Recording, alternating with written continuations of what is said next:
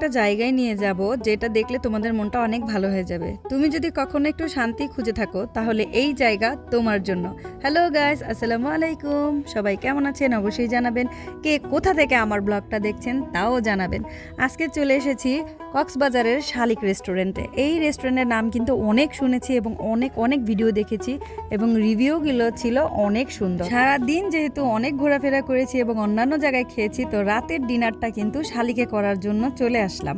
আজকে দিনটা আমার কাছে অনেক স্পেশাল ছিল, তাই ভাবলাম তোমাদের সাথে একটু শেয়ার করি। তুমি যদি খাবার প্রেমী হও তাহলে আজকের ব্লগটা তোমার জন্য। সত্যি বলছি, এই জায়গায় এসে ডায়েট শব্দটা ভুলে গেছি।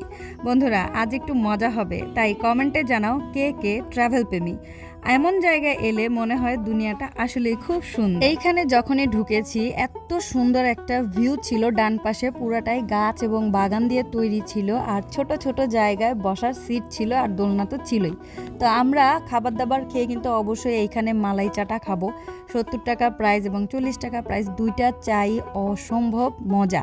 আমরা এখানে যতদিন থেকেছি প্রত্যেকটা 3 থেকে 4 বেলা আমরা কিন্তু চা খেয়েছি, এতটাই মজা।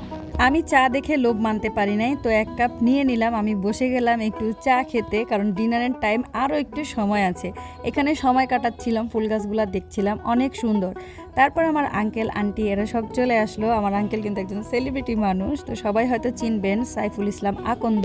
তো আমার খালা আলপনা ইসলাম ছিলেন, এবং এই যে আমার ছেলে দুষ্টামি করতেছে, তো সবাই ছিলাম। আমরা চলে গেলাম শালিকে খাবার খেতে। সবাই বসে অর্ডার দেওয়া শুরু করে দিছে, তো আমিও আসলাম, আমিও এখন অর্ডার দিব। এখানে খাবারগুলা আসলে অনেক ইয়াম্মি এবং সব খাবারই অনেক অথেন্টিক তৈরি, মনে হচ্ছে ফ্রেশ খাবার।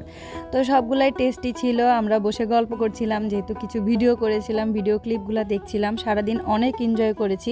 আসলে পরিবারের সাথে সময় কাটানো এটা হচ্ছে ভাগ্যের ব্যাপার। যার পরিবার নাই সেই অভাগাই বুঝে যে পরিবারের মর্মতা কতটা গুরুত্বপূর্ণ। আর যদি সেইখানে হয় নানির বাড়ির লোক, মানে খালা মামারা হয়, তাহলে তো তারা ফেভারিট। দুনিয়ার মধ্যে সবচেয়ে ফেভারিট মানুষ হচ্ছে নানির বাড়ির আত্মীয় স্বজন এবং খালা, বিশেষ করে খালা প্রেমী তো আমি ছোট থেকেই। তো বলতে বলতে আমাদের নল্লি নেহারি চলে আসছে, এবং একটা চিংড়ি মাছের অর্ডার করেছিলাম, এটার নামটা আমার মনে নাই।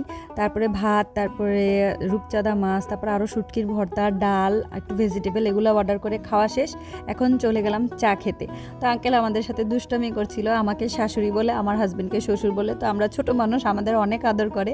তো অনেক মজা হয়েছে, অনেক ভালো লেগেছে। এই ট্যুরটা ছিল অসাধারণ একটা ট্যুর।